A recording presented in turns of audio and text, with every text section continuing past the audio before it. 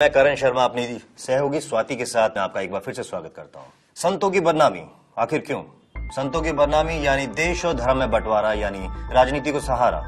आखिर क्यों लग रहे हैं संत आशाराम बापू पे लगातार इल्जाम? एक सिलसिला ऐसा जो लगातार जारी है। आपको बता दें ये बात है सन 2004 में दिवाली के अवसर पर श्रद्धेय शंकराचार्य स्वामी श्री जयेंद्र सरस्वती को गिरफ्तार किया गया। उन पर कई झूठे और बेबुनियाद आरोप लगाए गए। आपको बता दें कि उसी वक्त आशाराम बापू ने यह भविष्यवाणी की थी कि देश और धर्म ही नहीं बल्कि साधु और संतों के खिलाफ एक समांतर ताकत काम कर रही है, जो निश्चित तौर पर आगे चलकर उनके खिलाफ भी साजिशें रचेगी। और आज आशाराम बापू की इसी भविष्यवाणी को सही साबित करने में जुटे हुए हैं कई लोग। नई कहानियां बनाना और नए आरोप लगाना तो मानो एक फैशन सा बन गया है। इन आरोपों का कोई अंत नजर नहीं आता और आज हम इन्हीं बेबुनियादी आरोपों का पर्दाफाश करेंगे।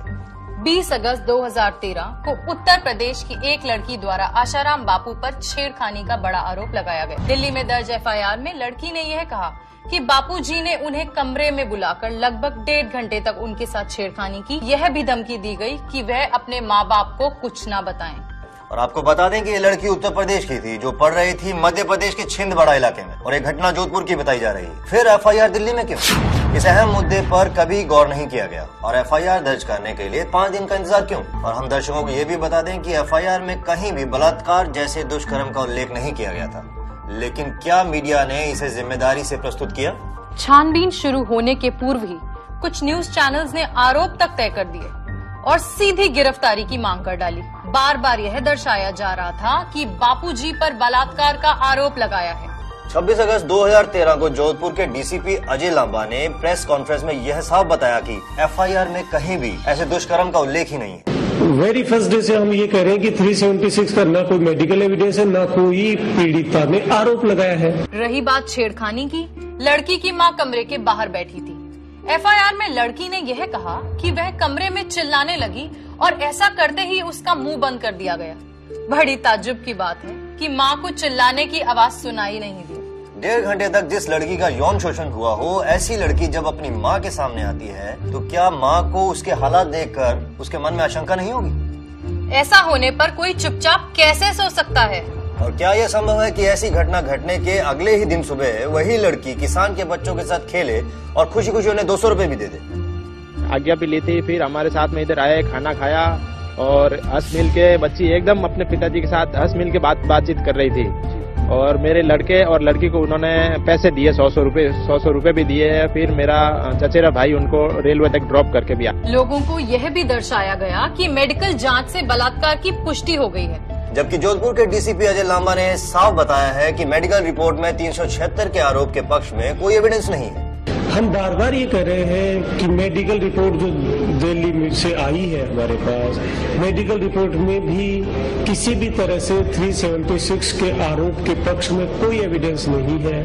बापूजी की गिरफ्तारी की षड्यंत्रकारियों द्वारा रची गई गहरी साजिश के आहत होकर भोपाल आश्रम के वरिष्ठ पदाधिकारी श्री देव कृष्णानी जी की मृत्यु हो गई। उन्होंने 2 दिन से अन्न जल त्याग किया था। वह बापूजी के समधी थे। उनके अंतिम संस्कार के लिए बापूजी भोपाल पहुंचे। लेकिन आपको बता दें, मीडिया ने एक झूठी खबर फैलाई कि बापूजी अपने आश्रम में है ही नहीं बल्कि फरार है। यही नहीं, इंदौर आश्रम जाने से पहले बापूजी जोधपुर जाने के लिए भोपाल एयरपोर्ट पहुंचे भी, लेकिन वहां मीडिया और लोगों की भीड़ को देखते हुए बोर्डिंग काउंटर बंद करना पड़ा। मीडिया ने गड़े मुर्दे उखाड़ने शुरू कर दिए। जुलाई 2008 में गुरुकुल में 2 बच्चों की संदिग्ध मौत का मामला भी उठाया और आश्रम को तांत्रिक का अड्डा बताया गया। सीआईडी ने क्लीन चिट देते हुए कहा था कि आश्रम में कोई भी तांत्रिक गतिविधियां नहीं होती हैं। आपको बता दें कि सुप्रीम कोर्ट ने साफ तौर से कहा कि तांत्रिक गतिविधियों से बच्चे नहीं मारे जा सकते और 9 नवंबर 2012 को दिए फैसले में इस प्रकार की सभी आरोपों को पूरी तरह से खारिज कर दिया। लेकिन ऐसा लगता है कि हमारी मीडिया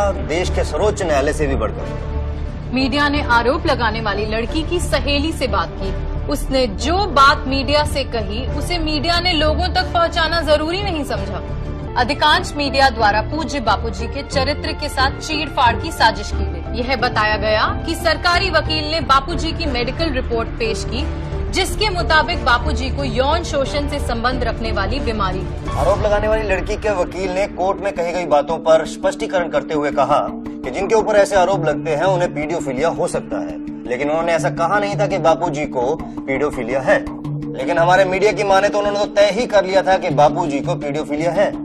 पूर्व आश्रमवासी वैद्य अमृत प्रजापति आपको बता दें कि यह वही शख्स है जो आश्रम में दवाओं में हेरा फेरी करते हुए पकड़े जाने की वजह से आश्रम से निकाल दिया गया था। और सोचने वाली बात तो यह भी है कि उससे किसी ने यह नहीं पूछा कि अगर आश्रम में रहने लायक माहौल नहीं था तो वह 18 साल तक आश्रम में कैसे रहा। बेशर्मी की हर सीमा पार करते हुए इस वैद्य ने अपनी ही पत्नी को बुर्का पहनाकर एक प्रेस वार्ता करवाई, जिसमें इसकी औरत ने बापूजी पर यौन शोषण के आरोप लगाए। मीडिया ने घंटों तक इस बात को उछाला। इसकी पत्नी के बेबुनियाद आरोपों को चटपटा बनाकर दर्शकों को परोसा गया।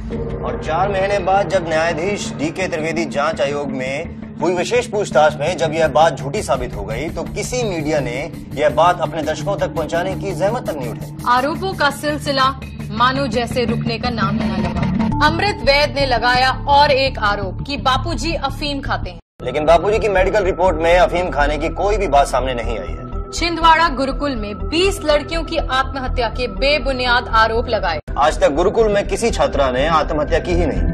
मीडिया ने अहमदाबाद आश्रम में रहस्यमय CD होने का दावा किया, जिसमें आशाराम बापू के अश्लील वीडियो हैं और जो पुलिस ने बापूजी के खास सेवादार शिवा से बरामद किए। लेकिन शिवा ने खोली पुलिस की पोल और मीडिया को यह भी बताया कि उनके साथ जबरदस्ती की जा रही थी और उनसे ऐसी कोई CD बरामद हुई ही नहीं थी। यही बात DCP अजय लांबा ने भी स्वीकार की।